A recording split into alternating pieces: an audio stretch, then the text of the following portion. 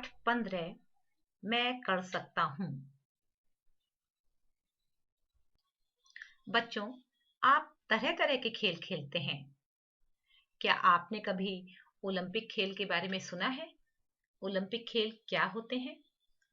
हर 4 साल पर होने वाले ओलंपिक खेल अंतरराष्ट्रीय स्तर पर आयोजित होने वाली बहु खेल प्रतियोगिता है। ओलंपिक खेलों को सबसे बड़ा खेल आयोजन कहा जाता है। ओलंपिक में पदक जीतना किसी भी खिलाड़ी के लिए सपना सच होने जैसा होता है। विश्व में सबसे पहले ओलंपिक खेलों का आयोजन एथेंस, ग्रीस में 1896 में हुआ था। अब तक कुल 31 बार ओलंपिक खेलों का आयोजन किया जा चुका है। यहाँ पर हम तरह तरह के खेल देख सकते हैं। यहाँ पर हम कुछ और खेल देख रहे हैं। अच्छा बच्चों, क्या आप कॉमनवेल्थ या राष्ट्रमंडल खेल के बारे में जानते हैं? कॉमनवेल्थ या राष्ट्रमंडल खेल एक बहुराष्ट्रीय खेल आयोजन है। इसके साथ ही इसमें कई खेल एक साथ खेले जाते हैं। इस खेल में वह सभी देश हिस्सा लेते हैं जो ओलंपिक के भी सदस्य हैं। 1930 में पहली बार ये खेल कनाडा के हैमिल्टन शहर में आयोजित किए गए थे। भारत 2010 में दिल्ली में इस खेल की मेजबानी कर चुका है। यह भारत के लिए सबसे सफल राष्ट्रमंडल खेल था।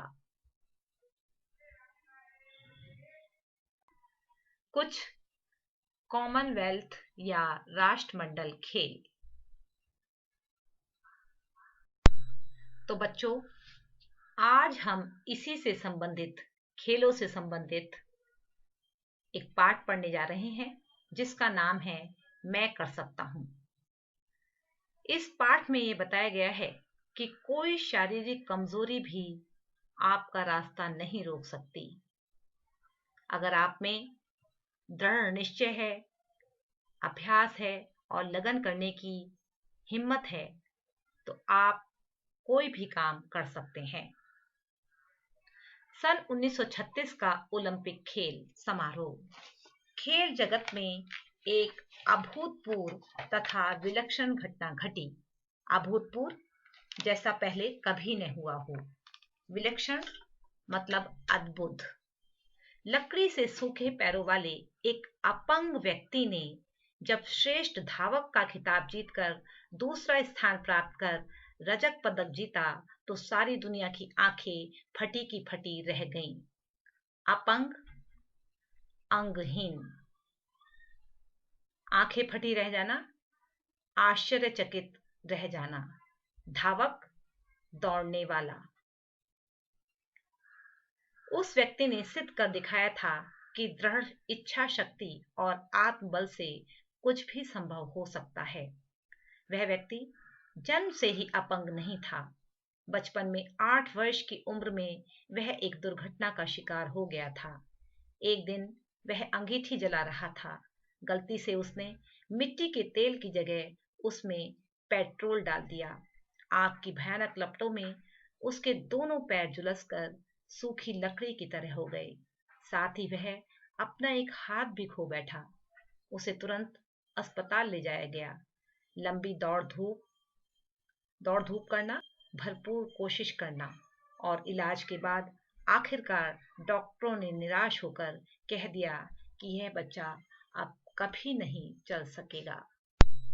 माँ बाप की आंखों के आगे अंधेरा छा गया। आंखों के आगे अंधेरा छाना मतलब निराशापूर्ण वातावरण या अंधकारपूर्ण भविष्य प्रतीत होना। किंतु बच्चे ने मन में आशा की लौ जगाए रखी। आशा की लौ जगाए रखना, विश्वास रखना। वह एक अपाहिज का जीवन जीना नहीं चाहता था। उसने हिम्मत नहीं हारी। कष्ट और पीड़ा झेलते हुए भी उसने अभ्यास जारी रखा। उसका आत्मविश्वास रंग लाया और धीरे धीरे उसने खड़े होना, चलना और फिर दौड़ना शुरू कर दिया। सन 1933 में अमेरिका के सर्वश्रेष्ठ धावक के रूप में उसने जेम्स ई सलीवन अवार्ड जीतकर स्वर्ण पदक प्राप्त किया और असंभव को संभव कर दिखाया। उसकी सफलता से ईर्ष्या करने वालों की कमी न थी। ईर्ष्या करने वाले मतलब जलन का भाव रखने वालों की कमी न थी। एक दिन उसके पड़ोसी शिक्षक ने उसे भोंदू कहा। भोंदू मतलब मूर्ख, तथा उसका मजाक बनाते हुए कहा कि खेलों में जीतना अलग बात है और पढ़ लिख कर नाम कमाना दूसरी। युवक को यह बात चुभ गई और उसने इसे चुनौती के रूप में स्वीकार किया। ऊंची शिक्षा प्राप्त करने के लिए उसने पढ़ना आरंभ किया। मार्ग की कठिनाइयों का सामना करते हुए अपनी दृढ़ इच्छा शक्ति के बल पर वह आगे बढ़ता ही गया। सन 1938 में उसने न्यूयॉर्क विश्वविद्यालय से पीएचडी की उपाधि प्राप्त कर बोलने वालों के मुंह पर ताला लगा दिया। इतने ही में ही उसे संतोष नहीं हुआ। वह अपने देश और विकलांगों के लिए कुछ करना चाहता था। वह इस विषय में कुछ करने का सोच ही रहा था कि द्वितीय विश्व युद्ध आरंभ हो गया। वह नौसेना में भर्ती हो गया। 7 वर्ष तक सेना में रहकर उसने राष्ट्र की सेवा की। युद्ध समाप्त होने पर उसने 800 एकड़ का एक फार्म खरीदा और जी जान से खेती में जुट गया। अपनी मेहनत से उसने अच्छा पैसा कमाया। खेती की आमदनी से उसने एक आश्रम की स्थापना की। इस आश्रम ने लगभग 10,000 ऐसे विकलांग बच्चों को नया जीवन दिया जिन्हें समाज ने कुछ न कर सकने के लायक समझकर एक तरफ कर दिया था। खेल, शिक्षा, देशभक्ति और समाज सेवा की सभी क्षेत्रों में बड़े बड़े कीर्तिमान स्थापित करने वाला, कीर्तिमान मतलब यश स्थापित करने का कार्य करने वाला यह प्रतिभाशाली दृढ़ निश्चयी व्यक्ति था। अमेरिका का कनिंघम ग्लेन कनिंघम ने अपने जीवन और उपलब्धियों से, उपलब्धियां मतलब प्राप्तियों से, विकलांगों को एक सम्मानित और पूर्ण जीवन जीने की प्रेरणा प्रदान की है। धन्यवाद। तो बच्चों, आपने देखा कि किस तरह से ग्लेन कनिंघम ने विकलांगता के बावजूद सफलता की ऊंचाइयों को प्राप्त किया।